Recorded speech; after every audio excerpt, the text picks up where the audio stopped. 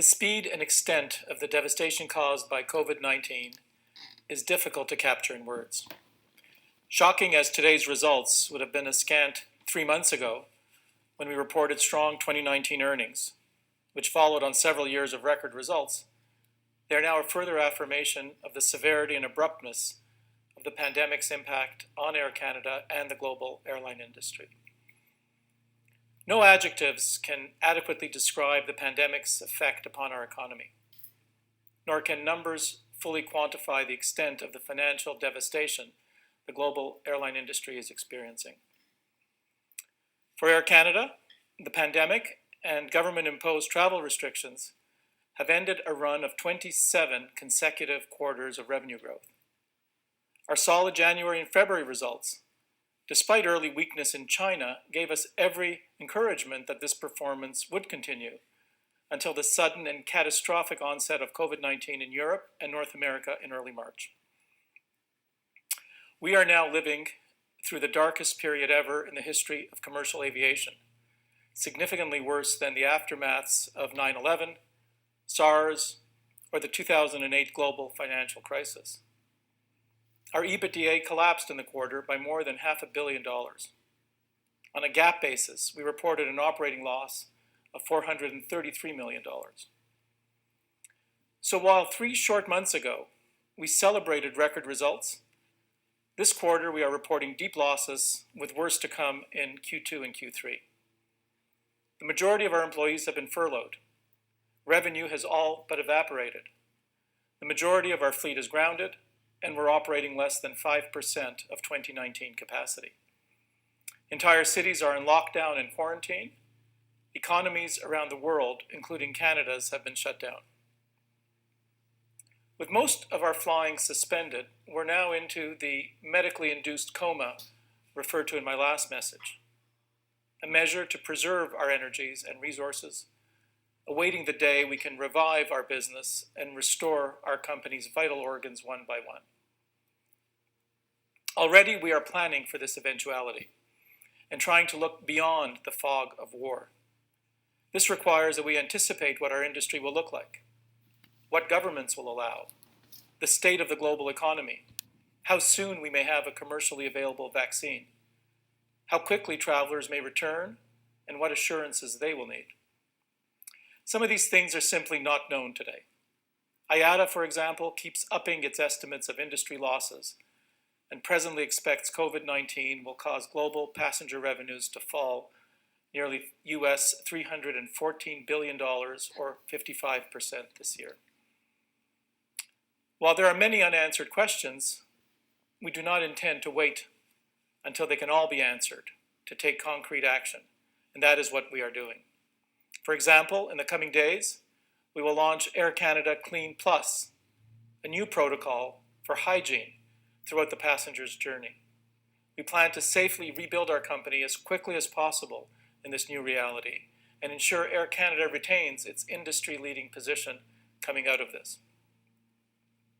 Realistically, both the industry and Air Canada will be smaller for some time. We expect it to take at least 3 years for both the industry and Air Canada to get back to 2019 levels of traffic and demand. As I've said previously, leadership demands hard things. It also requires facing up to hard truths. Because we do not anticipate a return to previous levels for several years, we need to decisively lower capacity, shrink our global network, and reduce our fleet. We've therefore decided to remove our older Embraer 190s, our Airbus 319s, and our Boeing 67s from the fleet. Altogether, we plan to take out 79 aircraft, or about 1/3 of our combined mainline and Rouge fleet. Rouge will continue to play a key role for us in leisure markets, albeit with an increased focus on narrow-body flying. Some of the exiting aircraft will be replaced over time by A220s and Boeing 737s as we rebuild our operation and network with newer, more efficient, and environmentally friendly aircraft. However, this means that we anticipate being a smaller airline for the next while, a difficult reality to accept after our amazing decade of growth. And sadly, this need to retrench to meet reduced demand means reducing our workforce into the medium term. We have already instituted a separation program for management and are in discussions with our unions regarding the various labor groups. I fully understand that for many of you, the added uncertainty around your employment status will be a major additional stress at an already difficult time. And I assure you that we will do our very best to let you know where you stand as quickly as possible. These gut-wrenching decisions are being made to ensure our airline emerges post-COVID-19 and rebuilds as quickly and as efficiently as possible. And although demand has eroded, what we have accomplished together over the last 10 years, such as our can-do entrepreneurial culture at Air Canada, Rouge, ACV, and Aeroplan, has not. Over the last decade, we've infused resilience, innovation, and discipline into Air Canada's DNA, and these attributes will serve us well as we navigate through this crisis and beyond. We also proudly set aside significant liquidity to see us through a downturn, although frankly, no one ever expected a carnage of this magnitude. Our cash levels will meet our most immediate and pressing needs, and we do believe that the Canadian government will assist with liquidity to our industry, just like the governments of the United States and others around the world have.